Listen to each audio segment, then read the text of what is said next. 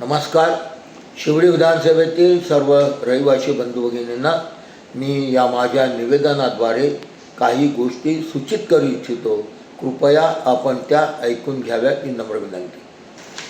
काल दिनांक 30 जून रोजी एक लक्षवेधी विधानसभा सभागृहामध्ये लागली होती, ज्यामध्ये मुंबईतल्या कारभार जो बेशिस्त आहे त्याचा अनागोंदी कारभार, वारंवार विद्युत पुरवठा खंडित होणं, त्याचबरोबर विविध विद्युत सामुग्र्याची कमतरता, जम्पिंग वायर अशा अनेक विषयासंदर्भात एक लक्षवेधी होती.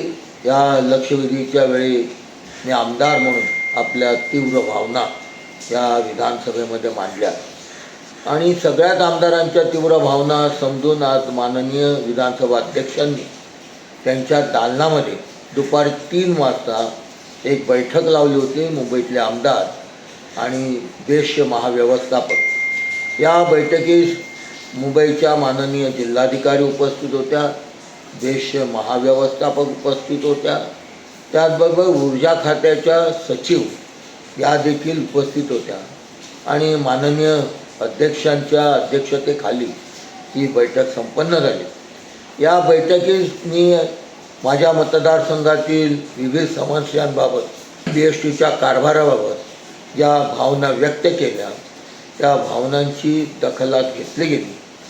कारण बेस्ट हा भोंगळ कारभार अभिनयनगर असेल, काळाचौकी असेल, लालबाग असेल, परळ असेल, शिवडी असेल, या विविध प्रभागामध्ये वारंवार सातत्याने होत असणारा खंडित विद्युत पुरवठा, तक्रार केली तरी तक्रारीत प्रतिसाद मिळत नाही.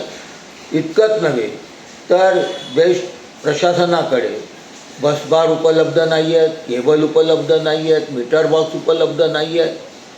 त्याचबरोबर तांत्रिक बिघाड काढण्याकरता ज्या गाड्या आहेत त्या देखील निव्वळ 2 गाड्या आहेत आणि 12-12 तास ते एक फॉल्ट काढण्याकरता म्हणून त्यांना लागतात.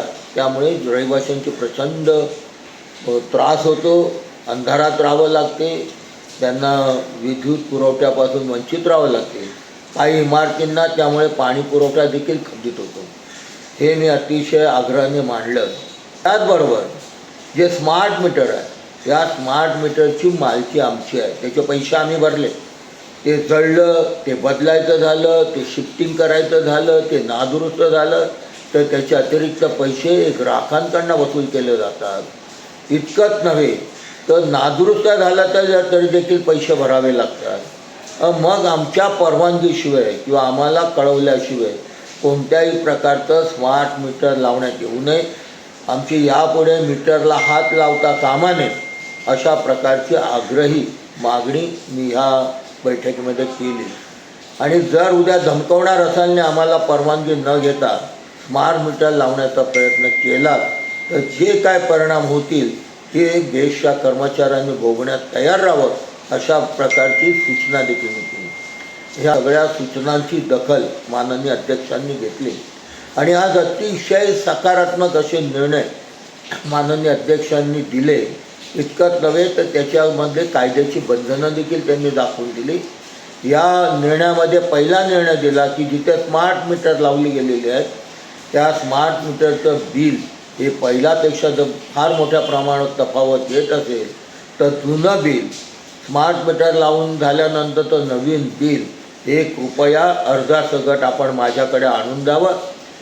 ते मी माननीय जनरल मॅनेजर महाव्यवस्थापक बेस्टना मी पाठवेन आणि त्यावरती निर्णय घेण्याला माननीय महाव्यवस्थापकांना आदेश हे देण्यात आलेले आहेत.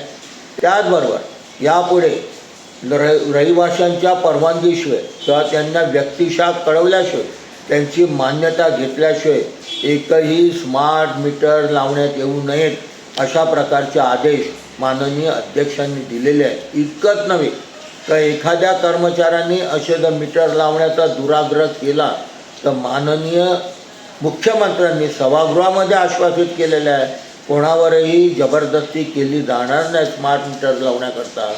तर त्या आश्वासनाचा भंग केला म्हणून जो कर्मचारी असं करेल त्याच्यावरती हक्कभंग दाखल केला जाईल असं देखील माननीय अध्यक्षांनी जाहीर केलं.